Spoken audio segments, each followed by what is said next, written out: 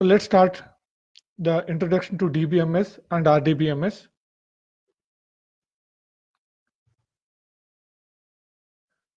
Before starting, I just want to touch on data versus information. Generally, what is the data? When we ask someone, they will tell that it's nothing but facts and figures. So a data can or may or may not have any meaning.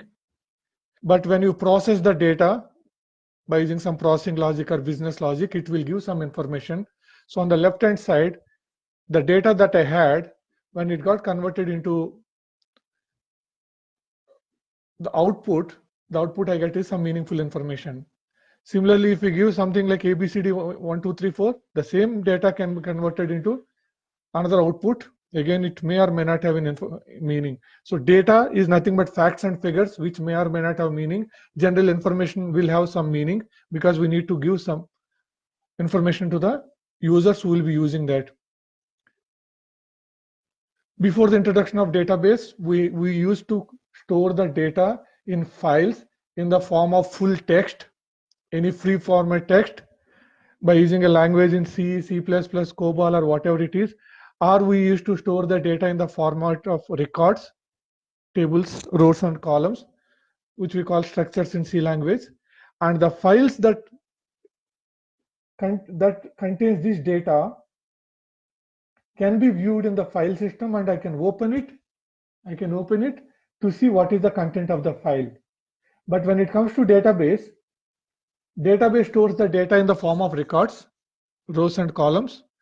You can see the file holding the data, but you can't see what is the content in the data. It won't make any sense for you. So file means it's a file, it's an object in the file system. In the database, we store the data in the form of records. Now, what is the life cycle of a data? Why we need data and what we do in the data? The life cycle starts with an input to the system. So unless you don't give an input, you will not get an output. Once the data is given to the system, the data will be processed based on the business logic, based on the company's requirement for which the program was written. Then it will be stored, again depending on the requirement, and the output of the data will be given to the users or the company. And if required, the data can be sent to other systems or other people. So this is the data processing life cycle. We'll have input, we'll have data processing, we'll have storage, output, and communication. Let's see why we need to store the data. I'll take an example of exams for which the students are appearing. So the output that we are looking for, the information that we are looking for is the marks card, which will have the registration number of the student, the name of the student, gender, the exam paper that the student attended, what is the photo of the student, what is the signature, how many marks he obtained, and what is the rank in that paper. So if I have this data stored in my database, I can write a program to print the data in this sheet. Let's see some sample data for this.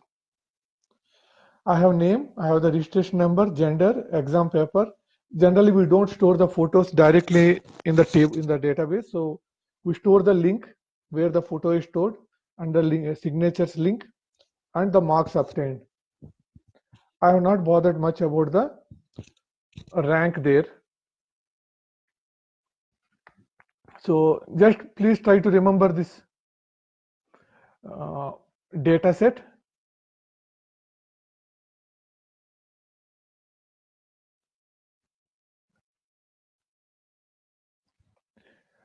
The same data, if I try to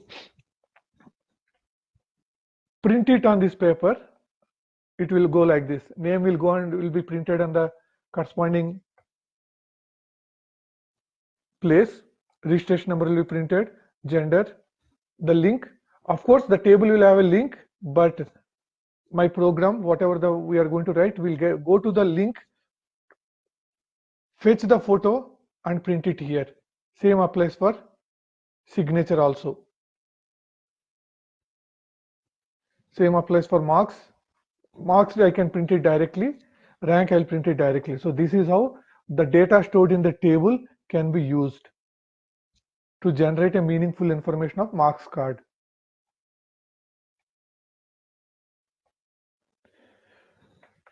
Because I will be talking about database, and database, we need to understand some of the terms or the jargons related to database. Let's take the same data example that I showed earlier. What we call it in database, this entire table is called in database also table or an entity. In database terms, in RDBM terms, we call it as a table. And table contains rows, records, or tuples. This table has got 3 records, 3 rows, or 3 tuples. And each record has got 8 columns or fields. So database contains tables, tables contains records, rows are tuples, and a row or record or tuple contains columns or fields. Field contains the actual value that represents something about the business. And so if I revisit, we have table or entity, we have record or tuple or row, column or field. Along with this, sometimes we use the domain values. Domain values are the valid values that the database should store. This depends on the business to business, company to company, what they decide. For example, in this table, the maximum marks that the student can obtain is 100, assuming that the total marks for the exam is 100. So this column should not take any value more than 100. If there are no negative marks, the minimum marks that the student can secure is 0. If there are negative marks and each wrong question carries -1 marks, then the student can get -100 marks minimum. So the marks can range from -100 to +100. These are the valid values. Similarly, gender of the student could be male, female, or others are transgender, whatever the company wants to use. So these are the terms that we use frequently. Now, every database, basically every language also should support some kind of data types. The data types generally, any language supports are integer, singular, double precision, float, logical values, true or false, character, string or text values, a date value, some memo fields where free-flowing text can be stored. These are the types of data that the database should store, but the representation and the names given to these data types could vary. Here I talked about integer, like Oracle will say number or float. Here I said character, Oracle will say varchar2. So just the names different, but yes, every language should support these kind of data types. Why a language should support data type? Basically for computers, every character is, or even a number also a character for a computer. Everything is a character. Any special character, 1, 2, 3, 4, ABCD, a date is also a character. Suppose in my previous example, if marks is a number column and if I declared it as a character column, user can enter any text also. And I cannot perform any text. I cannot perform any text on character. Sorry, I cannot perform any arithmetic operations on character columns. So in order to avoid this wrong value to be inputted into the field, if I declare it as a character column, I have to have a validation to make sure that they give a number value. Instead, if I declare the column itself as a number, by default the system will make sure that only numbers are entered. Same applies for date also. Generally there will be specific format DD, MON, YY. If I declare a date as a varchar, user can enter anything which may not be a proper date. So if you have these data types, half of the validation is taken care by the system itself. And depending on the language, they represent or they store this data in a different way in the memory for better memory utilization. But any DBMS should support these kind of data types. Now, what are the features of database? DBMS. The main and most thing is data integrity. At any point in time in my database, the value should be same or consistent across the life cycle. I cannot have wrong values or inconsistent values in different life cycle of the system. So data integrity is an important part. Referential integrity is another important part. When I say referential integrity, the best example we tell is I can't have an employee working in a department if the department does not exist in the company. So these kind of checkings should be done or performed by the database. Control data redundancy. My data should not repeat. There should not be duplicate data. So DBMS should make sure that it will not store redundant data. Centralized database management system. Centralized, the data is stored in central place so that users connecting to the database from multiple locations can access the data. We call it as multi-user also. Data sharing. I can have the data stored in centralized place, but multiple users can log in from multiple places and they can share the data. Ease of application development. As I said earlier, these data types provides an easiest way of implementing some business logics. Along with that, my DBMS should allow me to store the data easily and retrieve the data easily. I should not write millions of thousands of lines of code to retrieve the data. DBMS can do that with few lines of code. We can create a table to store the data. We can create a table with a single line command. We can retrieve the data with a single line command. We can insert the data with a single line command.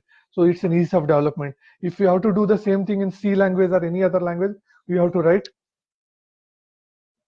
lines of code. That lines can be vary from language to language.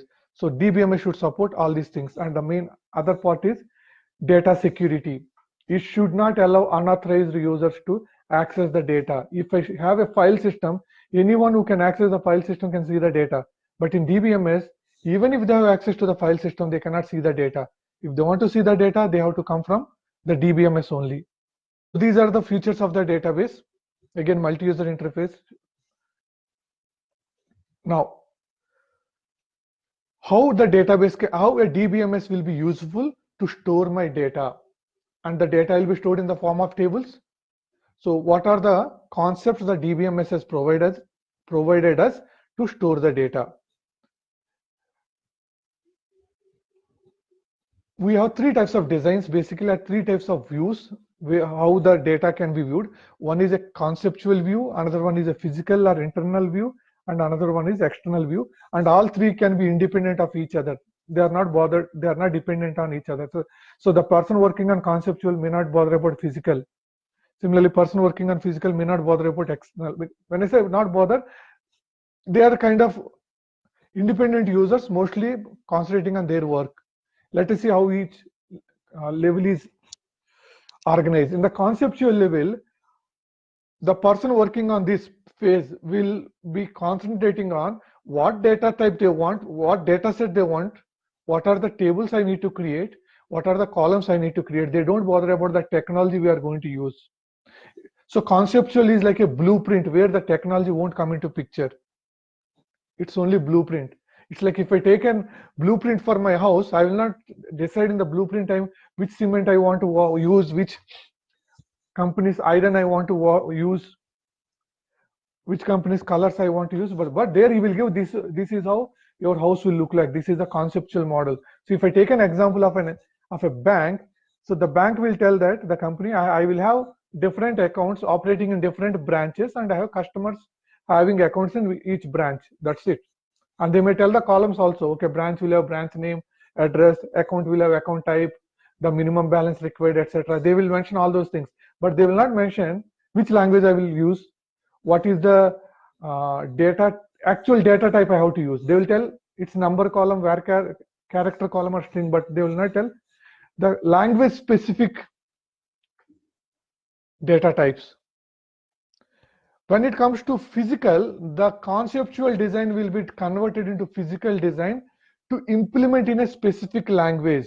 So here the language will come into picture. So the account I have taken Oracle as the example.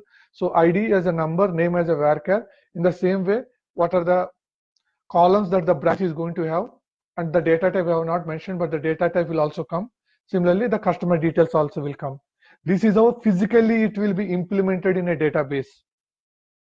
This is a physical implementation. The next is external or view. Here, the users will come into picture. They will just see the data, how the data will be retrieved. That's it. They are not bothered that how this data is stored in the table. I just want to see what is the data and how can you answer my queries that my business is asking. So we have a conceptual design where it's only conceptual, then physical, where the actual implementation happens, then external, how the user sees the data. And in DBMS, what are the types of users we have? We have an end user who uses the data. We have an application developer who develops the application, and we have a DBA. We have a DBA who maintains the database.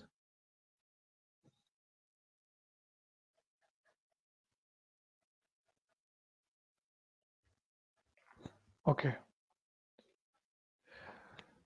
Because we are talking about database, we need to understand some of the key columns in the table. In order to identify each row uniquely.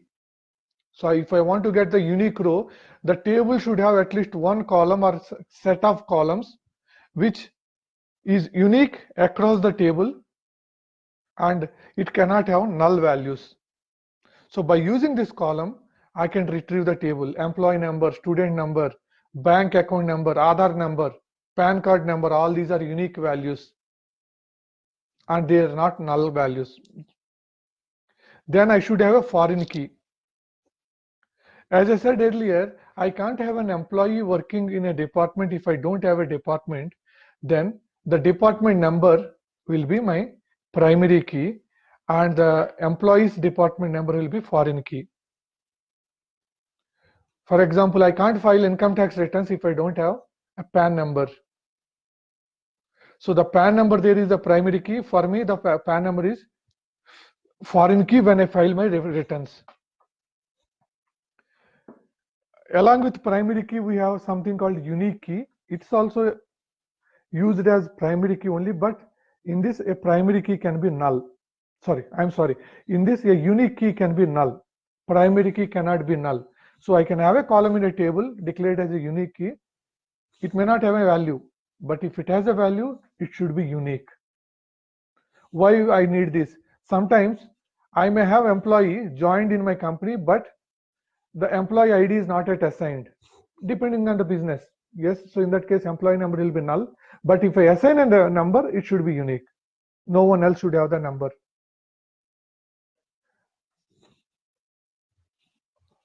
After the file system, when this database or DBMS was introduced, we had three types of database systems, DBMSs. One was hierarchical, second was network, third was relational.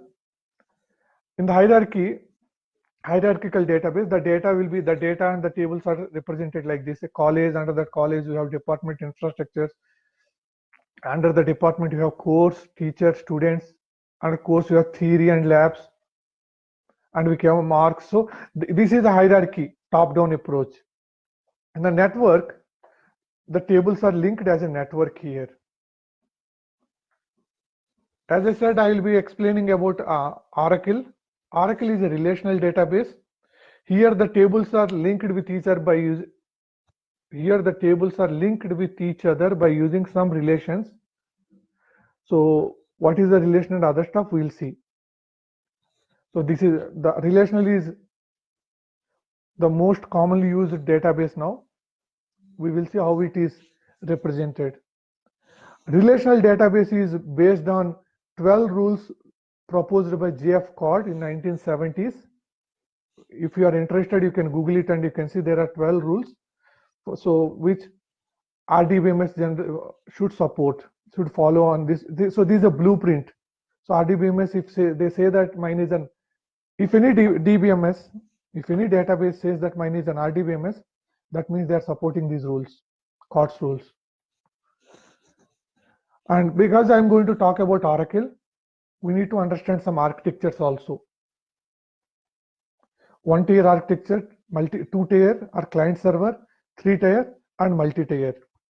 In one-tier architecture, my database and my user will be connected to the only one system, and it is an isolated system not connected to the other world. So the user will connect to only one system. The second one is two-tier or client-server architecture, where I have a server sitting in a in a centralized location. Users from different locations can connect to the server and get the things done. Generally, the server contains the database where my database is installed. Multiple users can connect to the database by using some technology called ODBC or JDBC. So Oracle is a client server technology, which is more advanced. It's not only client server, it is a three-tier and n-tier architecture. So, but yes, my Oracle gets installed on the server. Different users from different locations can connect and use it. In three-tier, I have my database server, and in the middle I have an application server. Then my client will connect to the application server. From application server, my DBMS server will be connected. General application servers are used for load balancing and all. It's another implementation altogether. It's sufficient to understand that in three-tier architecture, client will connect to the database, the final server, by using intermediate systems or servers. So the next is n-tier architecture, where the client can connect to the final server by using n number of servers we don't know. So we have one tier, two tier, which is client server, three tier is where application server can be there or anything, and n-tier architecture. I said I have a client and I have a server, so client can run an ASP program, Java program, PHP program, anything, and my database could be DBMS softwares, RDBMS like DB2, Oracle, MySQL, MS SQL Server. These two are connected with each other by using ODBC or JDBC. ODBC stands for Open Database Connectivity. JDBC stands for Java Database Connectivity. So generally ODBC is provided by the Microsoft, its drivers, or ODBC drivers can be provided by the vendors also. Like Oracle can provide its own ODBC drivers so that any client software can connect to Oracle. Similarly, MS SQL Server can provide its own ODBC drivers. JDBC is Java program, which we use it in the Java code to connect to the database. And these are APIs, application programming interfaces, by using which a client and server will communicate with each other.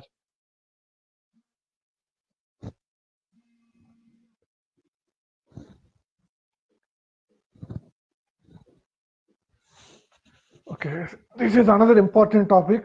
Please try to understand how to create the tables.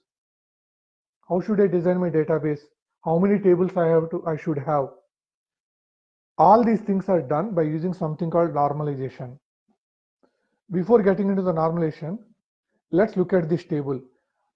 I'm designing an application for the school or college. They said, okay, I have students with date of birth, many other columns, but for me, these 4 columns are enough, with some address and the subjects they are studying.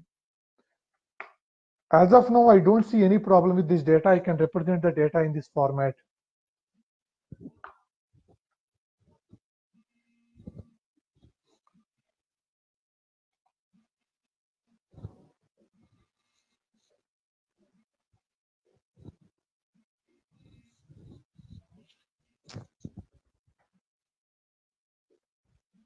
But the problem here is, how can I identify a line uniquely? There is nothing called unique key in the unique key value here today. Retrieve a row. So to avoid this issue,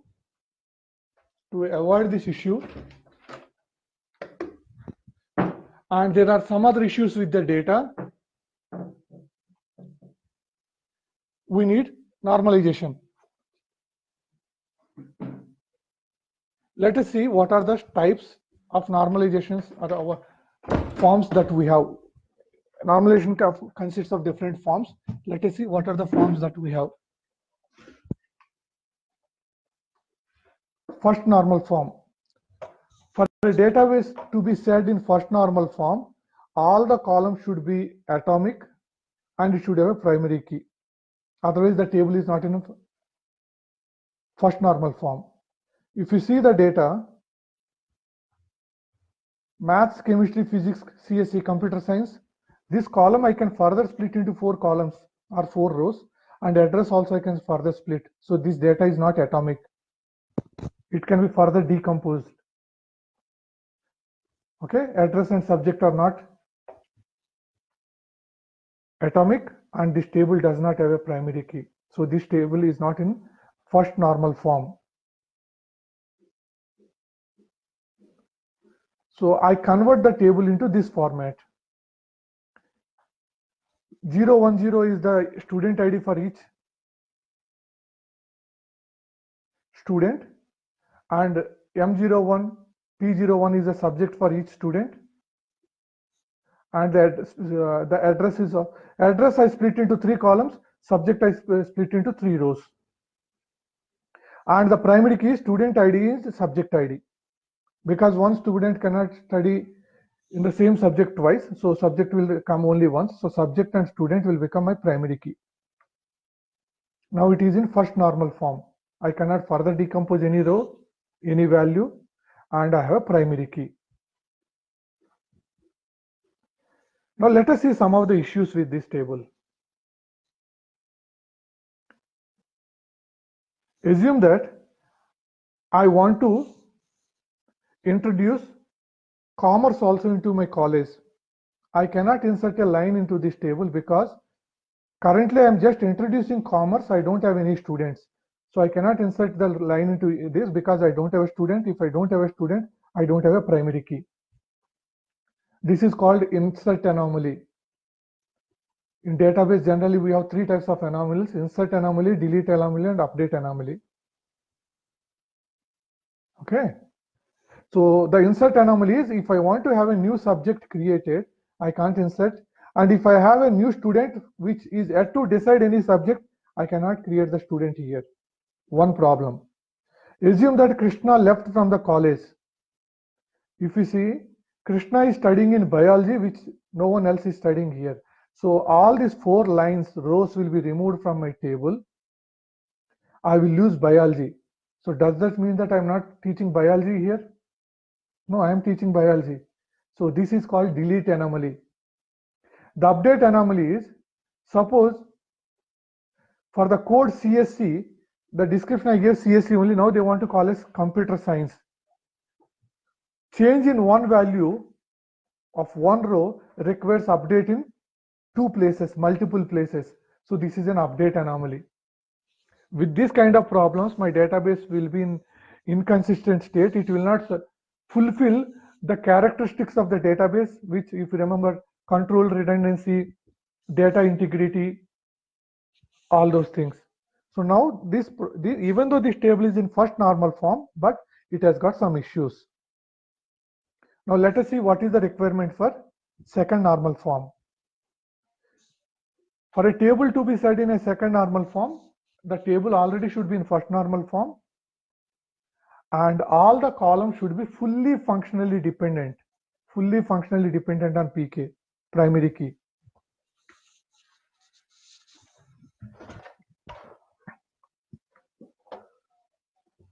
So what we will do is, let us see the problem here. I just reduced in some number of lines. If I want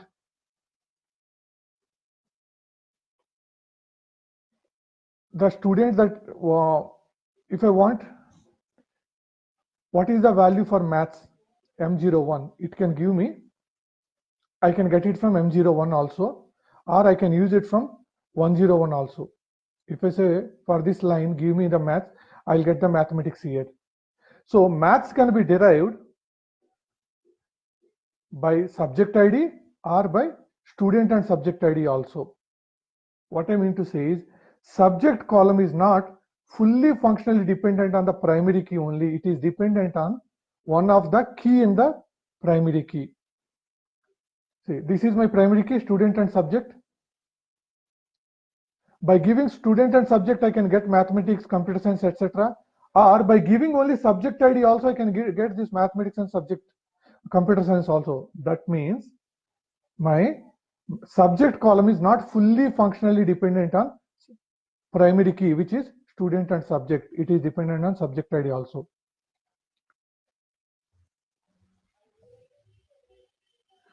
So to make this table into a second normal form, we need to split this table further.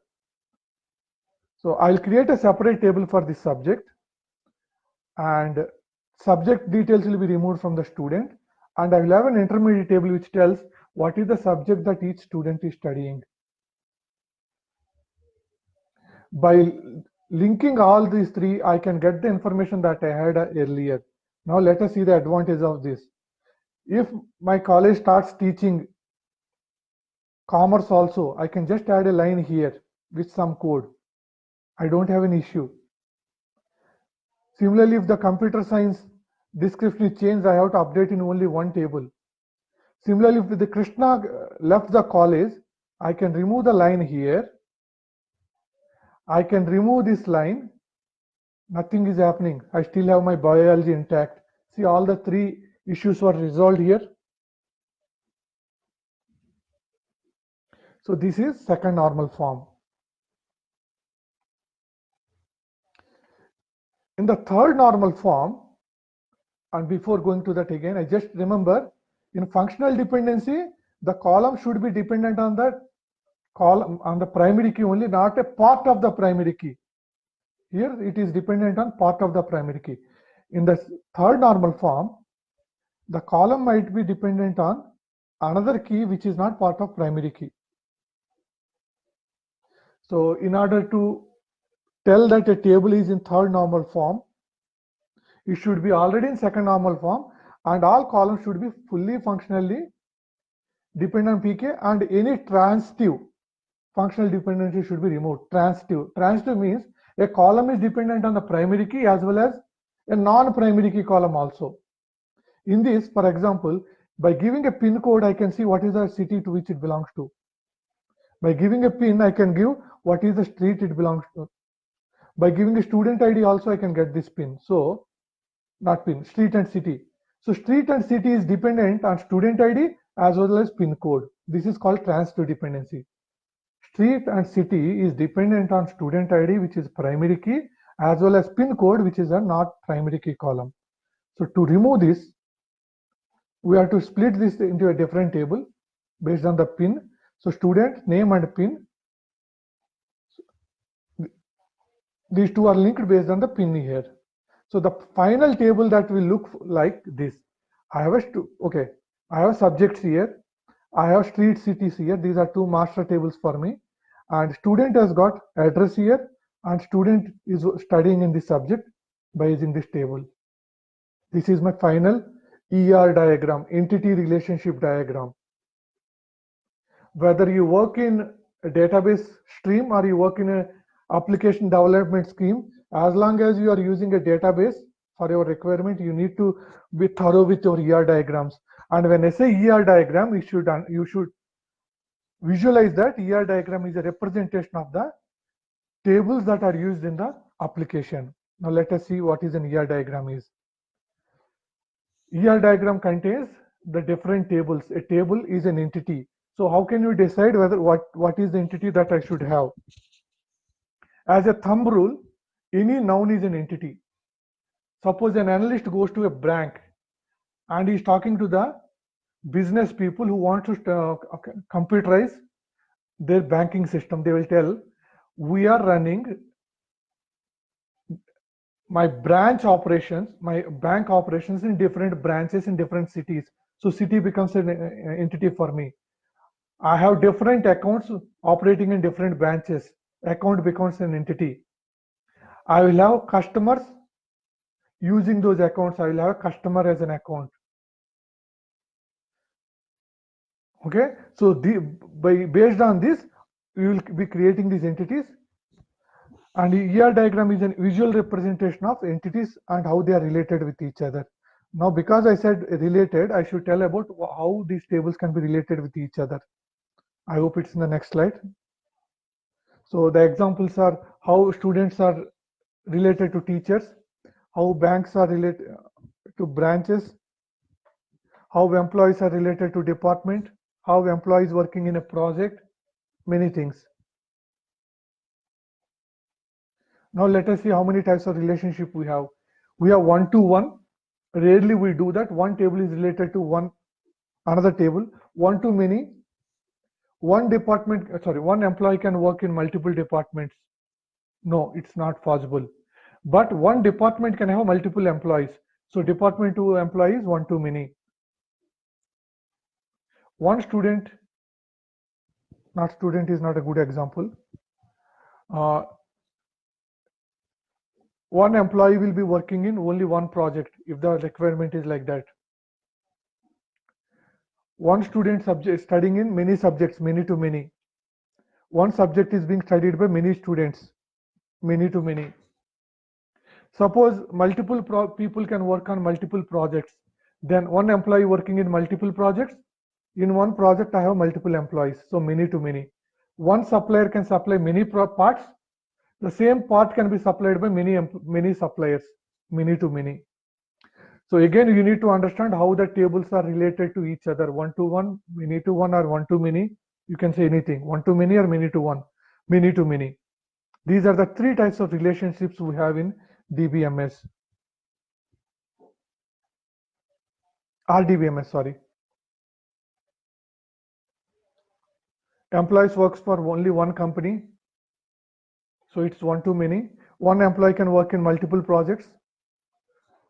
If in a project, multiple employees are allowed. Sorry, if an employee can work in multiple projects, then it will become many to many. But in this case, one to many. One employee can work in only one company. That is one example. Here it is many to many. One employee can work in many projects. One project, multiple employees can work. It is many to many. All these things, please don't get confused. Depends on the business. You need to understand what is one to many and what is many to many. And in any application, specifically in RDBMS, we should understand what is a transaction, because transaction is very important. Otherwise, your data will not be in a consistent state. Let's take an example. If you go to a bank and if you deposit some amount, they have to update your balance. They have to update the balance in their branch, and they have to make an entry into transaction saying that on so and so date one transaction happened. If any one of these transaction fails, if any one of the statement fails, all the other statements should not be committed or accepted to say that they are correct. So a transaction is a logical unit of work which is made up of multiple operations. For example, if I start here, operation 1, 2, 3, if all three are done, we say commit. If any one of them is failed, you should roll back. If 2 is failed, 1 also should not be committed or saved into the database. Again, as I said, an example, cash deposit into transaction table, update customer account, update cash in the branch also. If all these three are done, then only we can tell that yes, this transaction is successful.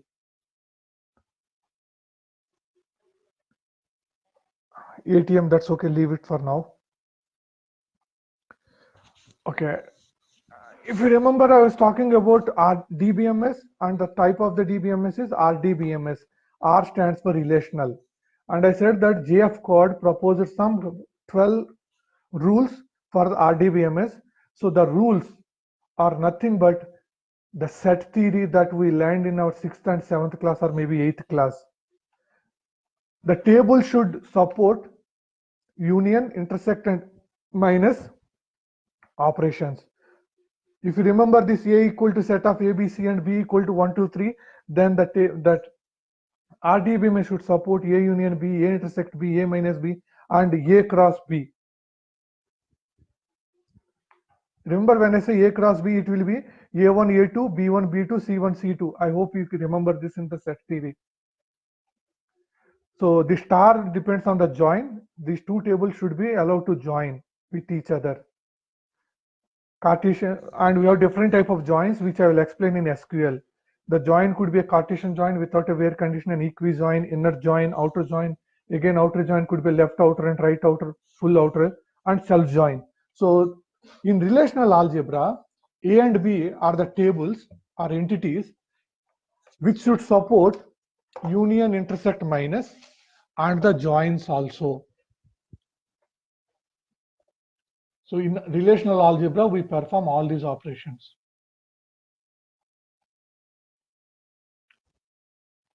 SQL, structured query language.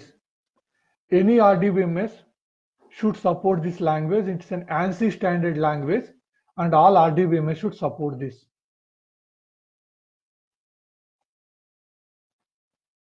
What do you do with this SQL commands? That means what can we do in RDBMS? First is the commands can be categorized. See, these commands can be categorized into different categories by different people with their understanding.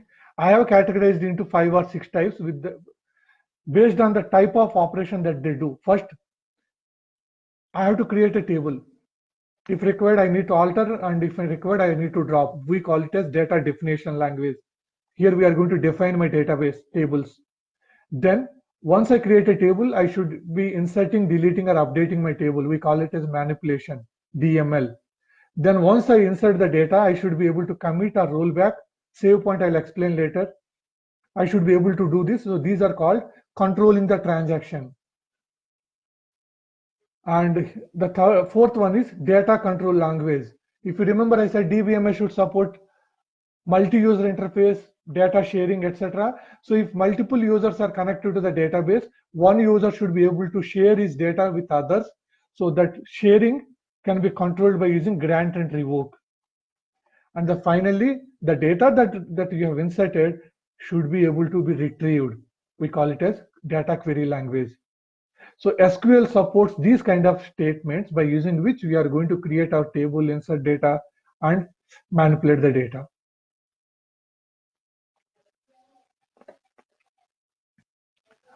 And in the RDBMS, the software should support these kind of constraints to implement business logic. Remember, this is a business requirement that they tell what they need. Primary key. Every RDBMS should allow me to create a primary key or a unique key. As I said, primary key or unique key is a unique value in a table by using which I can identify the row uniquely.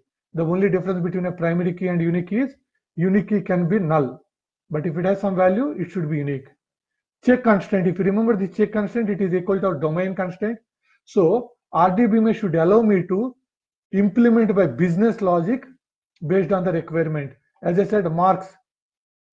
The table should not allow any mark less than -100 or greater than 1000.